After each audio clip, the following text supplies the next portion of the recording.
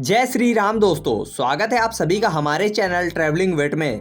दोस्तों 22 जनवरी को हमारे प्रभु श्री राम 550 साल बाद अपनी नगरी अयोध्या वापस लौटे हैं और अपने भव्य महल पर विराजित हो गए हैं, जिसके बाद से ही लाखों करोड़ों की संख्या में भक्त राम जी के दर्शन करने अयोध्या जा रहे हैं। और आप में से कई लोग जाना भी चाहते होंगे, लेकिन आपके मन में बहुत सारे सवाल होंगे कि इस टाइम पर वहाँ बहुत ज़्यादा भीड़ होगी, क्राउड वहाँ पर कैसा होगा, खाने पीने की वहाँ पर क्या व्यवस्थाएं हैं, क्योंकि अभी 22 जनवरी को उद्घाटन हुआ है तो सारी चीज़ें अभी व्यवस्थित ढंग से नहीं हो पाई हैं।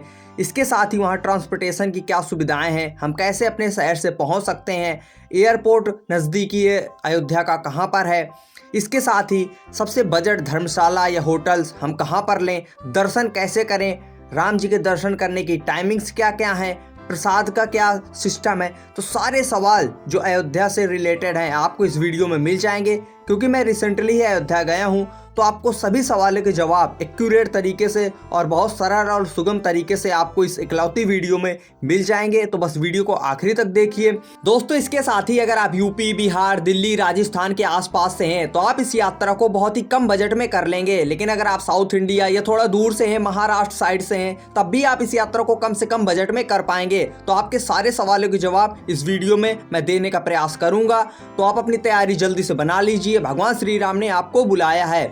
तो दोस्तों सबसे पहले बात करते हैं अयोध्या पहुंचने की। तो आप तीनों तरीके से अयोध्या पहुंच सकते हैं, बस, ट्रेन और फ्लाइट। सबसे पहले बात करते हैं ट्रेन की। तो दोस्तों अयोध्या में 2 रेलवे स्टेशन है, पहला है अयोध्या कैंट और दूसरा भी नया बना है जिसका नाम है अयोध्या धाम रेलवे स्टेशन, जो मंदिर से केवल 1 किलोमीटर की दूरी पर है। तो आप अपने शहर से ट्रेन पकड़िए अयोध्या धाम रेलवे स्टेशन की। अगर आपके शहर से ट्रेन अयोध्या धाम रेलवे स्टेशन नहीं आ रही है तो फिर आप अयोध्या कैंट रेलवे स्टेशन आ जाइए। अयोध्या कैंट रेलवे स्टेशन से मंदिर की दूरी लगभग 10 किलोमीटर है और 30 से 35 रुपए में आपको ऑटो और बस राम मंदिर के लिए आसानी से मिल जाएंगे। लेकिन अगर आप अयोध्या धाम रेलवे स्टेशन आ गए हैं तो आप पैदल या ऑटो से भी जा सकते हैं। अयोध्या धाम रेलवे स्टेशन इतना खूबसूरत है कि आपको लगेगा कि आप किसी एयरपोर्ट पर आ गए हैं। तो ये रहा ट्रेन का तरीका। अब अगर आप फ्लाइट से आना चाहते हैं तो अयोध्या में खुद का एयरपोर्ट है जिसका नाम है महर्षि वाल्मीकि इंटरनेशनल एयरपोर्ट। एयरपोर्ट से राम मंदिर की दूरी लगभग 15 किलोमीटर है और वहां से आप ऑटो या बस द्वारा मंदिर पहुंच सकते हैं। तो आप फ्लाइट से भी आ सकते हैं।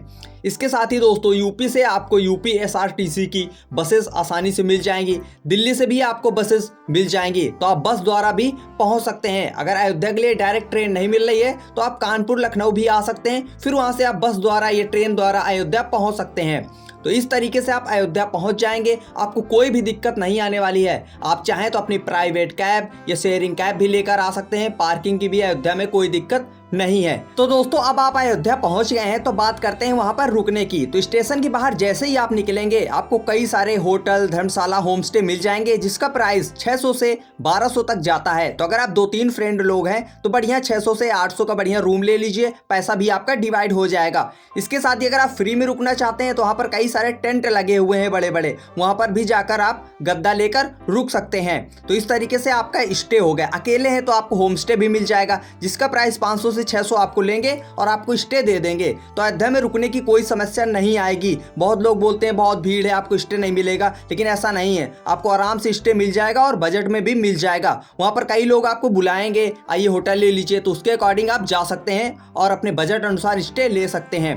तो दोस्तों अब आपने स्टे ले लिया है तो अब बात करते हैं अयोध्या में खाने पीने की क्या व्यवस्थाएं हैं। तो दोस्तों अयोध्या में वैसे तो कई जगह आपको भंडारा मिल जाएगा, तो आप भंडारा का प्रसाद भी ग्रहण कर सकते हैं। लेकिन इसके साथ ही अगर बात करें खाने की थाली की तो 100 रुपए में आपको नॉर्मल थाली मिल जाएगी। लेकिन अगर आप वीआईपी फुल थाली लेना चाहते हैं जिसमें पनीर और मीठा भी होगा तो वो आपको मिलेगी 180 रुपए में। तो इस तरीके से आप होटल्स में जाकर खाना भी खा सकते हैं और भंडारे का प्रसाद भी ग्रहण कर सकते हैं। अयोध्या में खाने पीने की आपको कोई दिक्कत नहीं आने वाली है, लाइन से लेकर नाश्ते और खाने की दुकानें आपको मिल जाएंगी।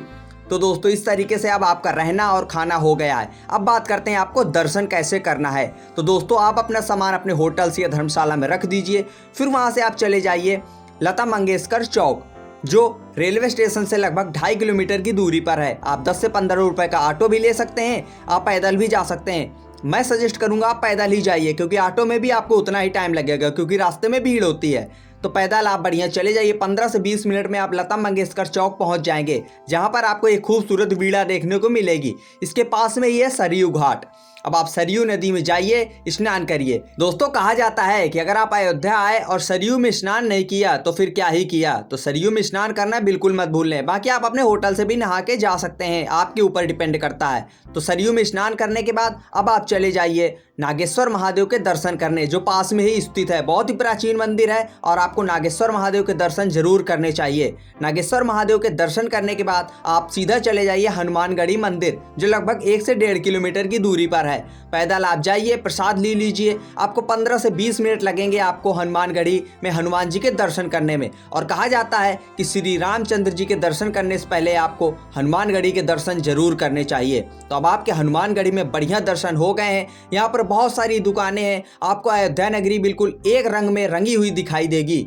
तो हनुमान जी के दर्शन आपको हो गए। पीछे वाले गेट से निकलकर आप आ जाइए और पास में ही है आपको दशरथ महल। अब आप दशरथ महल जाइए, वहां पर आपको पूरा राम दरबार देखने को मिलेगा। खूबसूरत दशरथ महल में भगवान श्री राम, लक्ष्मण और माता जानकी के दर्शन करिए। और फिर वहां से 100 मीटर की दूरी पर है कनक भवन, जिसको माता कैकेयी ने सीता जी को उपहार स्वरूप भेंट किया था।